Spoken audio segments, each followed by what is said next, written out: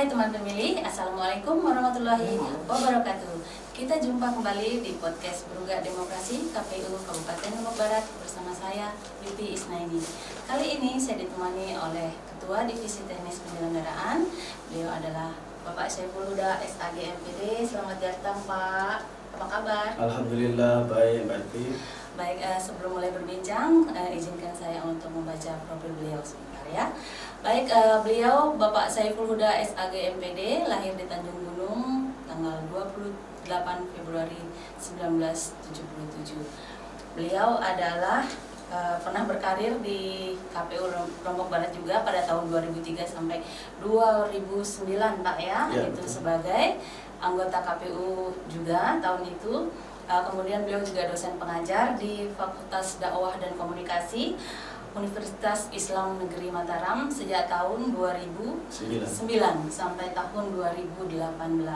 Kemudian juga beliau pernah mengajar di Fakultas Agama Islam Institut Agama Islam Komarul Huda Babu.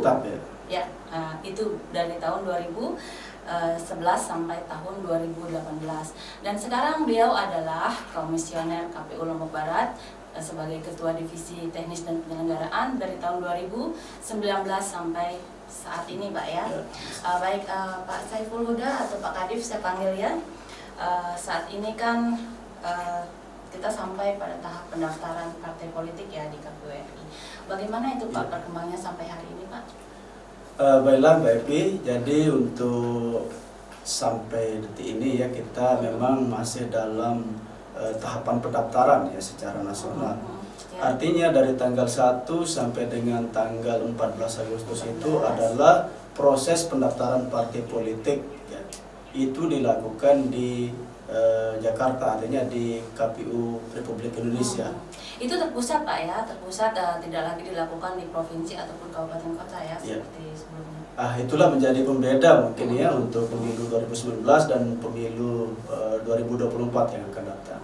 Jadi sekarang ini pendaftaran itu terpusat ya dan melalui aplikasi namanya Sistem Informasi Partai Politik ya, SIPOL. Atau disingkat SIPOL ya. Disingkat SIPOL. Prosedur pendaftaran sendiri itu Pak seperti apa ya? Pendaftaran calon partai politik peserta pemilu atau bagaimana bahasanya Pak? Partai politik calon peserta pemilu ya. Ya, calon peserta pemilu 2024. Itu bagaimana sih Pak prosedur pendaftarannya sendiri di KPU RI? Jadi untuk tahapan sesuai dengan PKPU 3 2022 mengenai jadwal tahapan itu jadwal penyelenggaraan pemilu pemilihan umum tahun 2024 ya dari tanggal 1 sampai dengan 14 itu adalah tahapan pendaftaran partai politik peserta pemilu.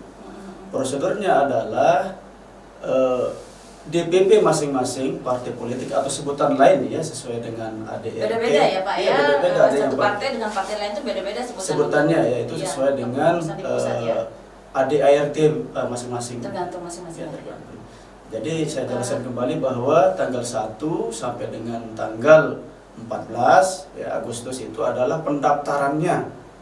Pendaftaran sampai info yang terbaru ya dari sampai tadi malam sudah ada 12 partai politik Mbak Ebi yang sudah melakukan pendaftaran di KPU Republik Indonesia. Itu melalui SIPOL kan Pak ya? Ya melalui SIPOL. Penyerahannya nanti di KPU RI ya semuanya, artinya nanti semua proses pendaftaran verifikasi yaitu sampai penetapan hasil itu melalui SIPOL ya. Itu tanda itu garis besarnya dulu ya. Jadi ya info sampai hari ini sekali lagi pendaftaran baru 12 partai politik dan mendaftar. 3 dari 12 itu dikembalikan dokumen karena ada belum lengkap. Kalau kategori sendiri dari parpol itu Pak untuk selama pendaftaran ini adakah kategori tertentu dari partai-partai politik ini Pak?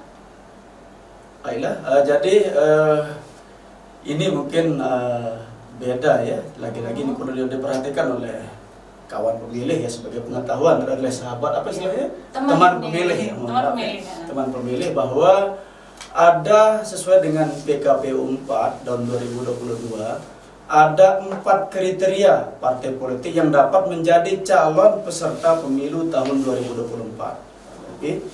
Yang pertama partai politik yang memenuhi ambang batas perolehan suara paling sedikit 4% dari perolehan suara sah secara nasional hasil pemilu terakhir yaitu 2019.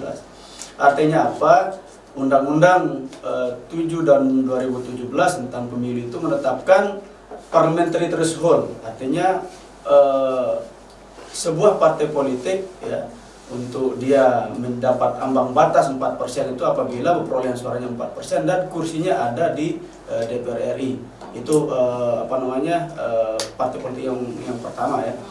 Yang kedua, ada partai politik kategorisasinya ya. Partai politik yang tidak memenuhi ambang batas 4%. Artinya yang tidak lolos parliamentary threshold 4% suara. Itu kategori kedua, ya, Pak, kategori kedua, tapi mereka memiliki kursi di DPRD provinsi dan atau DPRD kabupaten kota dan ya. Misalnya bisa juga di provinsi ada, di DPRD kabupaten juga tidak ada atau ada dua-duanya ya. Atau kalau di kabupaten kota saja masih boleh, Pak? Boleh. Nah, ini di kategori yang ya, boleh. Itu kategori ketiga. Bukan. Bukan. Maksud saya itu yang kategori yang partai yang kedua. Yang kedua. Yang dapat menjadi calon ya peserta pemilu 2024. Jadi kategori yang ketiga itu ada partai politik yang tidak memenuhi ambang batas dan tidak memperoleh kursi baik di DPRD provinsi maupun DPRD kabupaten kota. Berarti hanya peserta saja mereka ini berarti, Pak? Ya ini kan calon, bahasanya calon peserta pemilu di pasal 6 PKPU 4 itu. Dan yang terakhir, yang keempat, partai politik yang tidak menjadi peserta pemilu dalam pemilu terakhir. Artinya pemilu partai tidak jelas. Partai. Nah inilah yang kita kategorisikan dengan partai baru. Mereka terdaftar secara organisasi menjadi organisasi partai politik di Kementerian Hukum dan HAM. Itu harus ya terdaftar, Pak ya. Ya harus itu terdaftar. salah satu persyaratannya ya. Nah makanya dari 4 kategori itu ada 2 perlakuan. Nah, ini perlu diperhatikan ya. Yang pertama untuk partai politik yang memiliki suara 4% atau lolos parliamentary threshold itu mereka hanya mengikuti nanti pendaftaran, oke? Semua ini melakukan pendaftaran itu yang pertama, prosedur yang pertama tadi kan Mbak Evi menanyakan bagaimana prosedur pendaftarannya ya. Kategori partai yang pertama 1 sampai 4 tadi itu mendaftar langsung ke KPU RI. Nah untuk selanjutnya partai politik ya setelah ini lulus ya syaratan pendaftaran terpenuhi kan prosedurnya, maka nanti akan ada 2 sebelum ditetapkan sebagai partai peserta calon peserta pemilu ya, partai politik peserta pemilu 2024 ya. Itu harus melalui verifikasi administrasi dan verifikasi faktual. Itu partai yang mana itu, Pak, yang menjalani atau harus diverifikasi administrasi dan faktual itu partai politik yang mana? Partai politik yang setelah resmi mendaftar dan diterima pendaftarannya di KPU RI. Kembali lagi saya tanya ini, Pak, partai politik yang tadi diverifikasi administrasi dan faktual itu apakah termasuk partai yang pernah atau yang mendapat kursi di DPR atau tidak mendapat kursi juga tetap di Permin atau faktual itu, Pak? Jadi kita tadi kan sudah berbicara 4 kriteria ya sesuai dengan pasal 6 gitu ya. Selanjutnya kan perlakuannya ya ada 2 perlakuan ini perlu. Yang pertama partai politik yang lolos parliamentary threshold artinya memiliki kursi ya. Karena parliamentary threshold 4% memperoleh 4% kursi di DPR, 40% suara sah dan memiliki kursi DPR RI itu hanya mengikuti setelah mendaftar dan lulus semua ya seleksi, hanya mengikuti verifikasi administrasi. Ya. Selanjutnya partai kategori 2 yaitu partai yang tidak lolos parliamentary threshold memiliki kursi di DPRD provinsi dan DPRD kota mengikuti verifikasi administrasi dan faktual. Dua-duanya. Iya, kalau tidak lolos. Selanjutnya kategori yang ketiga, ya, ikut pemilu yang terakhir dan juga tidak memiliki kursi di DPR provinsi maupun DPRD kota, sama perlakuannya ada mengikuti verifikasi administrasi dan verifikasi faktual. Termasuk kategori yang terakhir yang partai baru. Itu berarti sama juga ya, harus mengikuti prosedur dari awal ya. Betul. Untuk Permin sendiri, Pak, apa saja sih yang diverifikasi administrasi ini, Pak? Apakah namanya atau apa gitu? Bisa dijelasin? Jadi mungkin kita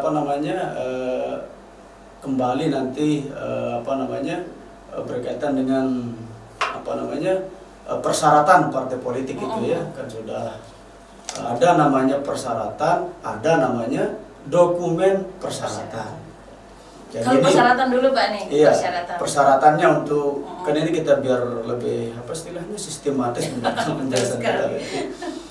Jadi kalau persyaratan partai politik ya itu sudah jelas di pasal 7 dijelaskan, nanti sahabat atau teman-teman pemilih itu bisa download ya lewat JDIH kita atau lewat di KPU Kabupaten Lombok Barat ya, bisa mendownload PKPU 4 tahun 2022 tentang pendaftaran, verifikasi dan penetapan partai politik menjadi peserta pemilu. Jadi ada persyaratan dan ada dokumen persyaratan. Ya. Jadi yang persyaratan itu ya yang pertama ini harus menjadi yang paling basic ya adalah berstatus badan hukum ya. Yang tadi ini ya, Pak, sesuai dengan ketentuan undang-undang tentang partai politik. Ya, yang kedua, memiliki kepengurusan di seluruh provinsi. Nah, ini wajib dia 100%, artinya dari 34 provinsi kita mereka semua partai politik itu harus memiliki kepengurusan di tingkat provinsi. Seluruh provinsi. Persyaratan selanjutnya adalah memiliki kepengurusan di 75% kabupaten kota di provinsi tersebut. Misalnya kalau konteksnya kita di Nusa Tenggara Barat, sebuah partai politik itu harus memiliki 8 ya. Paling tidak 8 kabupaten kota harus ada kepengurusannya kalau untuk NTB. Karena apa? Karena NTB itu kan ada 10 kabupaten kota. Kalau dia persyaratannya adalah 75 kan, tapi harus pembulatannya ke atas ya, Pak, ya? menjadi 8 kabupaten kota. Selanjutnya yang persyaratan yang keempat itu memiliki kepengurusan 50% di kabupaten kota tersebut. Nah, ini yang kalau konteksnya kita lebih tadi provinsi kita sekarang di Lombok Barat ya. Jadi partai politik yang ada kepengurusannya di Kabupaten Lombok Barat itu harus memiliki struktur kepengurusan di 5 kecamatan di Kabupaten Lombok Barat. Ya, karena kita berapa nih? 10 kecamatan berarti 5%-nya adalah berapa tadi? 5 ya. Selanjutnya ini Mbak Epi biar paham aja dulu. Tadi dari 50 kecamatan ya. Sekarang ini yang paling penting terutama memiliki anggota sekurang-kurangnya 1000 atau 1/1000 dari jumlah penduduk. Jadi data terakhir kemarin kita di Lombok Barat itu berkoordinasi dengan Dukcapil ya. Ada 724 sekian ya jumlah pemilih kita. Makanya sesuai dengan SKKPU itu kita itu harus ya sekurang-kurangnya itu 724 ya, atau dibulatkan ke atas berarti 725 orang minimal keanggotaan masing-masing partai politik di Kabupaten Lombok Barat. Itu nanti dibuktikan dengan KTA-nya ya, KK dan KTP, KTA dan atau KK itu. Atau ya, kalau tidak ada KTP-nya bisa pakai KK juga. Ya. Terus juga nanti ini yang perlu diperhatikan ya, namanya partai kan ada organisasi berarti harus mempunyai kantor tetap. Betul.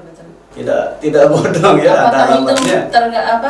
Bisa jadi mereka juga statusnya kepemilikannya itu. Nanti itu di permennya yang penting punya. Yang penting syarat-syaratnya dulu ini kan. Nanti itulah yang kita verifikasi administrasi dan verifikasi faktual nanti. Masalah kantornya itu. Masalah kantor ini Pak, apakah memang harus ada di wilayah ibu kota kabupaten atau boleh di mana saja? Kalau yang sekarang itu bedanya dengan PKPU yang dulu untuk pemilu 2011. Kalau sekarang itu tergantung dimanapun mereka, yang penting wilayah Lombok Barat, dimanapun mereka dengan surat pernyataan, nanti ada pernyataan termasuk sesuai dengan SK di DPP-nya.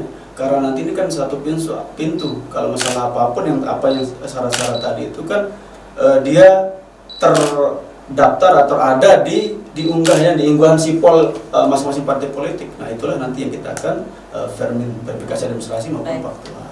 Kita lanjutkan tinggal sedikit, baik itu tinggal 2 ya.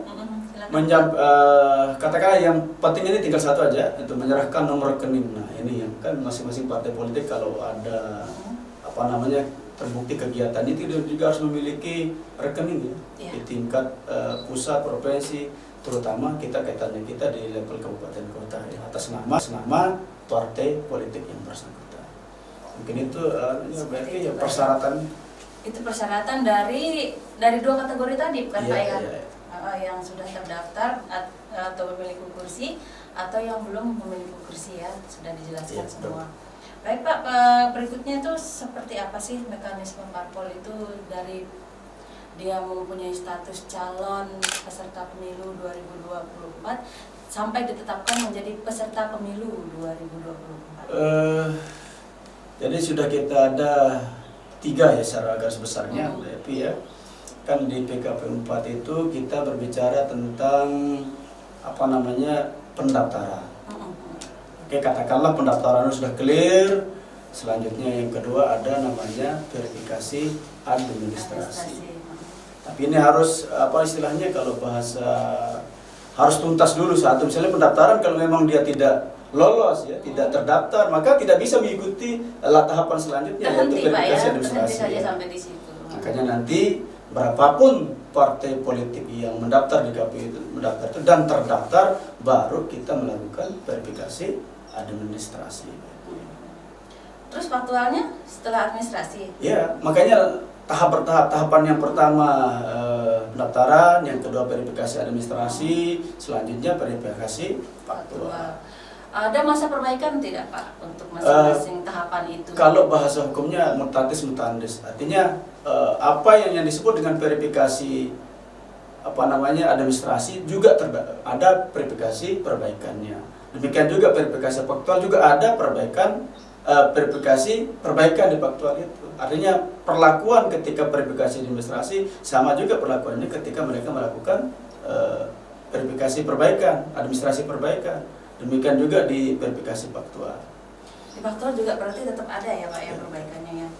Jadi ketika bagaimana itu Pak teknik untuk verifikasi faktualnya itu? Mungkin sebelum sana kita ke administrasi dulu ya. Oh begitu. Masih belum kita. Iya silakan Pak. Karena sekali lagi ini perlu diketahui bahwa verifikasi administrasi itu adalah seluruh partai politik dengan 4 kriteria tadi, Pak. Bedanya itu ya, bedanya kalau yang kriteria pertama hanya sampai di administrasi, sedangkan yang 2, 3 dan 4 itu nanti sampai dia faktual. Yang selanjutnya Pak? Ya verifikasi apa saja ya yang perlu verifikasi. Ya. Jadi apa saja yang perlu diverifikasi? Administrasi ini BP. Masih di administrasi ya, Pak? Belum, ini kan kita belum menjelaskan. Sudah masuk ke faktual Pak? Belum, jadi administrasi itu dilakukan terhadap ini yang perlu dilihat ya di pasal 27 ya, nanti itu dilakukan terpusat ya di KPU RI. Nanti juga ada juga di apa yang dilakukan oleh, jadi verifikasi administrasi itu ada 2 yang KPU RI dan KPU Kabupaten Kota. Jadi nanti ada di PKPU 4 2024 pasal 27 itu dilakukan oleh RI, dan pasal 36-nya dilakukan oleh KPU Kabupaten Kota. Jadi ranah administrasi, verifikasi administrasi PKPU itu seperti apa, ranah verifikasi administrasi di KPU Kabupaten Kota itu seperti apa. Nah, nanti yang pertama mungkin kita perlu lihat pasal 27 ya, Pak Epi ya, di PKPU kita ya, PKPU 4 tahun 2000 PKPU 4 tahun 2022 ya, tentang pendaftaran, verifikasi dan penetapan. Verifikasi administrasi itu dilakukan terhadap ini semua by sipol ya. Sipol ya. Jangan ada dikirain ada kayak prosedur yang dulu ya masing-masing di level tingkat, tapi ini semua melalui satu pintu yang namanya sipol. Verifikasi administrasi itu dilakukan yang pertama dokumen persyaratan partai politik calon peserta pemilu. Ini dokumen yang kita jelaskan tadi ya. Ini dokumen persyaratan, ini syaratnya kan sudah kita jelaskan tadi yang pertama. Yang kedua berkaitan dengan dugaan keanggotaan ganda partai politik. Itu rentan terjadi Pak. Ini makanya itulah yang tugasnya nanti ya. rentan ya, ganda bisa saja kan, ada nanti ganda pun itu ada variannya, ada ganda identik, ada ganda internal, ada ganda eksternal. Nah, nanti tergantung dari apa dokumen yang diunggah oleh partai politik itu melalui sipol. Yang kedua ada keanggotaan partai politik, yang ketiga tadi kan ganda sudah, yang ketiga keanggotaan partai politik yang berpotensi tidak memenuhi syarat. Misalnya seperti apa itu Pak? Ini mungkin dari yang pertama yang kita lihat ya, yang kedua itu dugaan keanggotaan ganda, ya.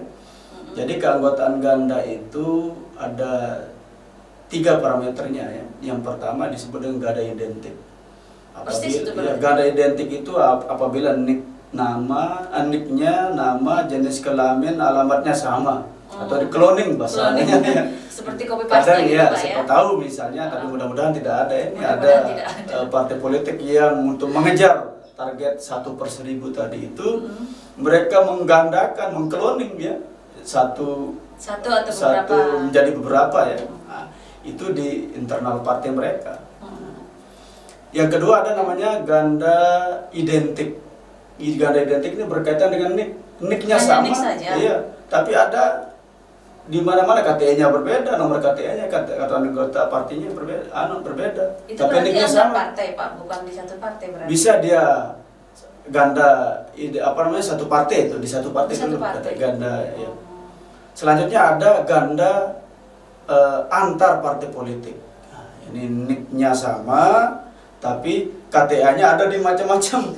Nik ini bernomor KTA macam-macam di partai macam-macam gitu. Bisa lebih dari 1 begitu maksudnya Pak ya. Bisa 2, bisa 3. Iya, itu yang disebut dengan dugaan, ini ya, namanya keanggotaan ganda partai politik.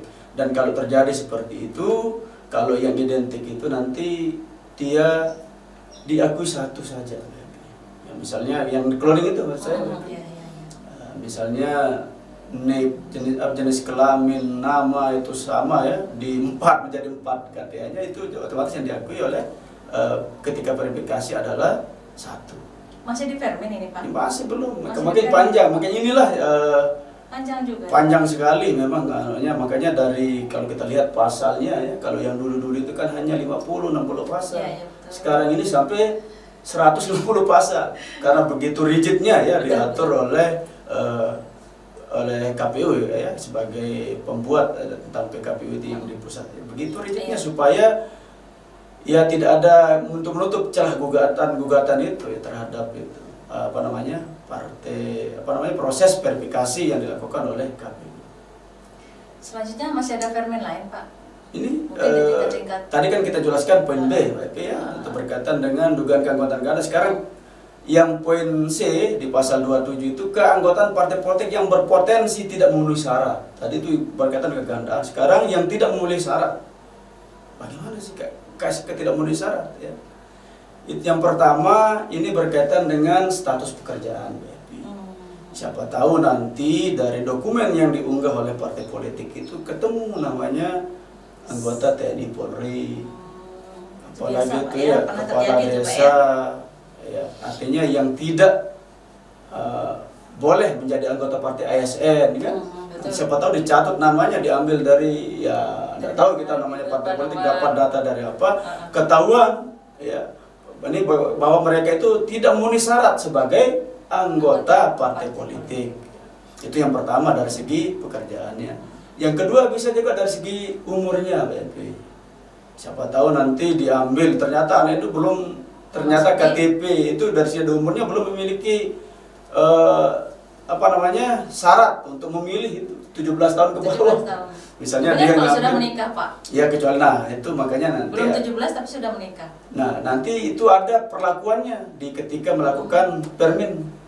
Yaitu partai politik nanti ketika sudah dikembalikan itu bisa melakukan pernyataan. Nah, ternyata untuk membuktikan misalnya TNI Polri, dia ada surat pernyataannya, ternyata si KTP misalnya ASN atau pernah pensiun, sudah pensiun, bukan pernah pensiun, sudah pensiun dari TNI Polri, ada melalui surat pernyataan partai politik. Itu nanti dia dibuktikan. Artinya teorinya atau bahasa hukumnya adalah siapa yang mendalilkan dia yang membuktikan. Seperti itu. Ya, namanya kita juga kan terkendala administrasi, Mbak Evi ya. Kadang sudah lama pekerjaannya TNI Polri kan malas ngurus lagi kan. Iya, betul. Walaupun sudah pensiun atau sudah apa namanya purna tugas ya. Iya. Dari TNI Polri kan kadang tetap KTP-nya TNI Iya, betul. Polri. Nah, itu dibuktikan dengan nanti surat pernyataan dari Bahwa partai politik beliau tersebut sudah bahwa ini pensiunnya. sudah pensiun, dibuktikan dengan ada kan SK pensiun. pensiunnya baik TNI Polri, ASN ya, dan lain sebagainya. Iya. Selanjutnya perlakuan untuk di tingkat bawahnya misalnya kabupaten itu seperti apa? Ini yang tadi bentar, data-data yang tadi itu nanti kan itu kan ranah yang menyeleksi ya melalui sistem itu di KPU itu diturunkan ke kita. Oh, tadi itu masih diproses Ya, di masih KPU RI saja. yang seperti itu. Kita pakai dengan sistem sipol itu ya, mungkin ya mereka sudah disiapkan tim IT ahlinya untuk menelusuri kegandaan itu dan sebagainya. Nah, yang perlakuan yang nanti akan yang ketiga ya tadi kan status pekerjaan, yang kedua umur, yang ketiga itu NIK-nya. Ini yang NIK yang bersangkutan anggota partai politik tidak terdaftar di dalam daftar pemilih berkelanjutan kita. Harus terdaftar ya, Pak? Ya, harus terdaftar. Misalnya ada NIK ini nomor sekian-sekian, ternyata begitu disandingkan tidak terdaftar di DPP kita. Bagaimana prosedurnya?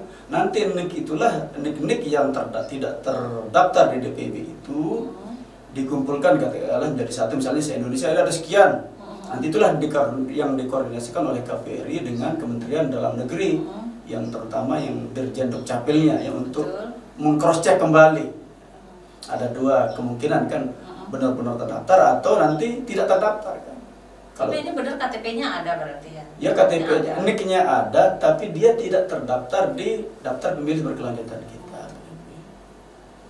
Gitu. Ya, selanjutnya Selanjutnya di level kabupaten kota itu di pasal 36 apa sih yang kita lakukan ya verifikasi ketika verifikasi di ini tingkat level di kabupaten kota berarti Pak ya. Ini yang melaksanakan sudah tidak lagi di KPU RI gitu kan?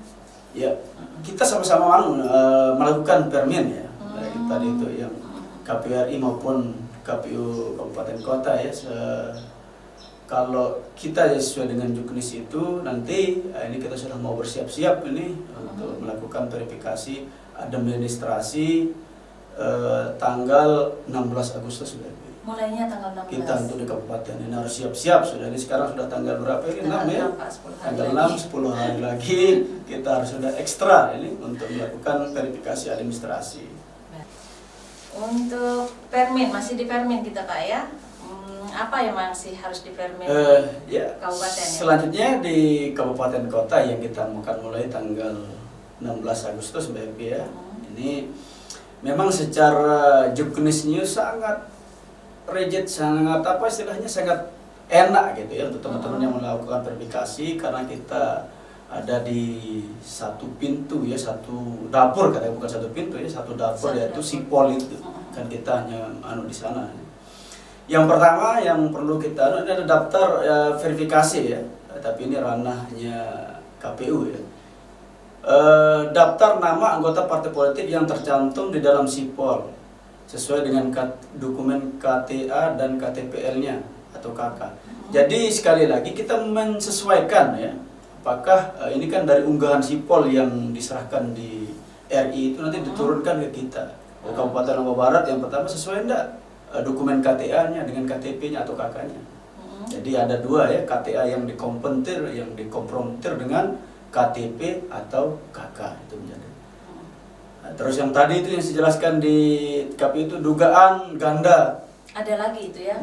Makanya yang tadi itu kan pusat yang mensortir dulu katakanlah, terus diturunkan ke kita. Nah, itu yang kita cross check di bawah dugaan ganda. Terus status pekerjaan tadi. Masih ada lagi. Terus usianya, ya. NIK yang tidak terdaftar itu semua, ya, itu yang itulah yang menjadi domain-domain pekerjaan kita di kabupaten kota.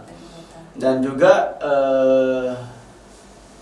sama ya Pak, ya, untuk sama. kondisi kegandaan ini sama ya. Apa yang kita jelaskan tadi itu yang disebut dengan ada 3 kriteria itu ya, kepengurusan, dugaan ganda, dan tidak pemenuhan syarat itu. Nah, itu untuk administrasinya di sana dan semua tahapan itu nanti apabila perbaiki itu melalui apa istilahnya, ada masa perbaikan kan, Seperti ada yang surat ditanya pernyataan tadi Pak ya. tadi. Ada masa perbaikan di Permen ini. Iya, di Itu berapa Permen lama ini. Pak ya? Ada di jadwal tahapan kita ya, di verifikasi verifikasi administratif perbaikan itu dari 29 September sampai 12 Oktober 2022. Jadi itu sudah amat panjang. Misalnya gini, kita temukan nanti kegandaan ini Mbak Epi ya. Ganda satu nik itu berada di 3 partai politik. Itu yang Itu eksternal. ganda berarti eksternal. ya? Misalnya ada di nik atau dengan nama tersebut ada di partai A, partai B, partai C. Bagaimana kita mau membuktikan mengakui yang mana? Betul. Makanya ada klarifikasi. Ya, ini mirip-mirip nanti kita memanggil lewat LO yang bersangkutan, Atau partai yang menghadirkan. bersangkutan. Makanya untuk menghadirkan di kantor KPU untuk dibuat surat pernyataan mana yang diakui salah satunya. Atau Itu masih ketidak administrasi, tiga-tiganya ya, tapi itu pada tahapan verifikasi administrasi. Nah, itu mungkin yang perlu dipertegas ya supaya dipahami nanti. Oleh sebab itu makanya kita menghimbau ini untuk teman-teman pemilih terutama yang menjadi LO di partai politik yang sesuai dengan SK di DPP-nya, silahkan sudah datang ke KPU Kabupaten Kota untuk kita berkoordinasi dulu, kita berkenalan dulu ya, siapa tahu nanti ada persoalan-persoalan kan bisa kita selesaikan ya. Dan Mbak Epi sekali lagi kerjanya semuanya itu melalui Sipol. Hanya di Sipol Ya. ya. Dan setelah mereka dinyatakan lulus administrasi, baru nanti kita ke ini bagi yang partai politik ya, yang parliamentary threshold cukup sampai permen saja. Nah, bagi partai politik yang tidak lolos parliamentary threshold 4% maupun partai baru itu harus ada verifikasi lanjutan, yaitu verifikasi faktual. Nah, sekarang kita sudah sampai ke Ya, verifikasi faktual. Bagaimana lagi nih Pak? Apa yang diverifikasi, apa yang dicari pembuktiannya itu apa saja sih Pak? Mungkin teman-teman Verifikasi di luar sana ya, ingin tahu ya. betul. Verifikasi faktual itu bukan hanya ya bahasanya dilakukan ya, ini ya, verifikasi faktual yang berkaitan dengan kepengurusan pertama. Ini yang paling penting, kepengurusan. Apakah kepengurusan partai politik di tingkat kabupaten kota itu yang diunggah di Sipol ya, sesuai dengan SK DPP-nya. Nah, itu yang paling penting ya, tingkat kabupaten kota itu. Nanti jangan-jangan lain di SK, lain yang ngaku jadi pengurus kan. Lainnya dihadirkan lagi. Ya, kita datang ke tempatnya dengan cara mendatangi. Nah, ada yang terlewatkan sepertinya di betul sekali, sudah Pak. ya, itu cara kita ya, Iya. atau cara-cara ini yang di permen ya, Iya. atau kita Faktualnya sedikit Pak. aja ya, atau Di nggak usah? permen. Balik lagi ke permen. Di faktual saja dah. Langsung ke faktual. Ada permen sudah ya. Kita apa dulu yang yang pertama yaitu verifikasi kepengurusannya, dan yang kedua verifikasi keanggotaan partai politik. Berarti jadi di faktual itu ini dua. faktual Pak ya. Berarti tim dari KPU itu mendatangi kantor partai gitu atau seperti apa? Iya. Atau pada partainya kita hadirkan ke kantor atau di mana gitu? Jadi verifikasi faktual kepengurusan itu KPU mendatangi tim verifikator, katanya di pasal ada beberapa itu bisa Namanya mengangkat sebutannya tim ya, verifikator. bisa mengangkat tim verifikasi ya, bisa kan katanya bisa itu kalau memang nanti pekerjaannya mungkin kan dan anggarannya ada, kita bisa mengangkat verifikator. Kalau tidak ya kita ya sesuai dengan pegawai kita, staf yang ada di sini, tupoksi kita. Jadi kita ya katakanlah tim itu akan datang langsung ke kantor yang pemeriksaan untuk mengecek ya sesuai dengan yang di cross check itu adalah sesuai dengan unggahan yang di Sipolnya. Yang pertama misalnya kepengurusan partai politiknya sesuai enggak ya kan, terutama berkaitan dengan KSB-nya sesuai dengan namanya, dengan KSB, KT-nya, ketua, sekretaris, bendahara. Itu dengan cara menghadirkan data langsung dan dia hadir ya di tempat kantornya. Misalnya nanti kita jadwalnya tanggal berapa sampai tanggal berapa, mereka harus hadir ya, menunggu kita datang ke sana. nanti terutama berkaitan dengan KSB disesuaikan dengan SK DPP-nya. Ya. Kalau keanggotaan sendiri Pak, itu kan tadi kantor. Ini kantor pun banyak masih ada. Oh, masih ada lagi masih kantor. Apa lagi itu Pak yang perlu diperhatiin? Kepengurusan ya. Kasih. Selanjutnya yang kedua itu adalah memperhatikan keterwakilan 30% perempuan. Di mananya itu Pak, di struktur pengurusan? Iya, di struktur pengurusan. Jadi nanti di kepengurusan partai politik di tingkat kabupaten kota pernah ada atau sesuai tidak dengan ketentuan undang memperhatikan keterwakilan 30%. Kalau ini beda dengan di pusat ya. Kalau di pusat itu wajib ya. Paling sedikit 30%. Itu paling sedikit. Iya, kalau di pengurusan di tingkat DPP, sedangkan di tingkat provinsi maupun tingkat kabupaten kota hanya memperhatikan perempuan. Memperhatikan, berarti masih hanya memperhatikan saja. Ya, masih boleh ditawar berarti. Sunnah tidak. Artinya nanti kalau memang dari faktual kita tidak sampai 30% tetap memenuhi syarat itu artinya. Ya, tidak wajib lah KP ya. Baik Pak. Tapi terus selanjutnya ini ada lanjutan. Ada lanjutan. Berkaitan Silakan, dengan domisili kantor tetapnya itu sesuai enggak dengan alamatnya, sesuai pernyataan yang diunggah ke Sipol itu yang melalui DPP-nya. Ada alamatnya, ada papan namanya, ada struktur pengurusannya, apalagi ada standar kantor lah. Iya betul. Ya sarana prasarana. Ini berkaitan dengan kepengurusannya dari faksi faktor kepengurusan kantor. Tadi kantor Pak. Enggak kan satu include dia pengurusan kan dia ada kantornya pengurus itu Mas. Iya lanjut Pak lanjut. Ya, artinya itu cara yang pertama. Tadi kan ini memang ada tahapan kalau cara. Cara yang pertama tadi itu dengan mendatangi langsung. Kalau seandainya ada salah satu dari pengurus partai politik itu tidak berada di tempat, misalnya ini si bendahara atau si sekretarisnya sedang dipanggil DPP di Jakarta misalnya. Hanya KSB. Strukturnya dulu yang tapi harus dicocokkan terutama ke SB-nya. Yang namanya pengurus kan banyak, tidak hanya ketua sekretaris bendahara. Betul. Misalnya salah satu sekretarisnya berada di luar daerah. Nah, bisa kita menggunakan teknologi informasi ya. Misalnya melalui video call bahasanya video call ya. Kita video atau tidak.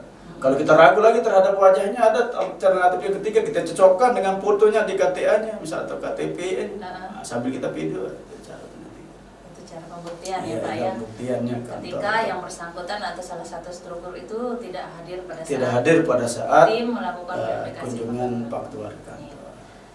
Kemudian selanjutnya mungkin faktual keanggotaan. Tadi kan sudah selesai katakanlah kantor. Nah, nanti kan hasilnya sesuai dengan apakah memenuhi syarat atau tidak ya, sesuai dengan temuan kita ya di lapangan.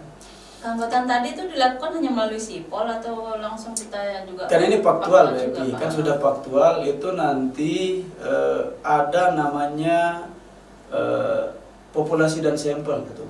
Kan tidak mungkin batas minimal, katakanlah kita berpegang batas minimal keanggotaan itu kalau Lombok Barat itu minimal 725, tidak mungkin itu disampling Bu.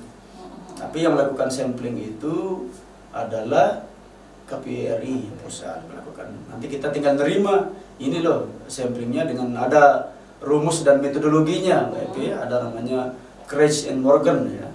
Tekniknya, metodenya ada teks, sedangkan untuk mencuplikan itu adalah kan ada metodologi metode ya untuk pengambilan sampelnya tadi itu. Nah nanti hasil sampelnya itu diturunkan ke kita, nah itulah yang difaktual. Bagaimana cara faktualnya? Bagaimana cara faktualnya? Itu didatangi juga Pak. Nah makanya cara namanya kita faktual adalah cara yang pertama dengan cara mendatangi langsung. Mendatangi langsung ke alamat sesuai dengan KTP-nya, sesuai dengan unggahan yang di Sipol itu tetap kita akan kembali ke Sipol kan. Oh alamatnya ini itu kita ke satu persatu terhadap anggota partai politik yang kena sampling itu.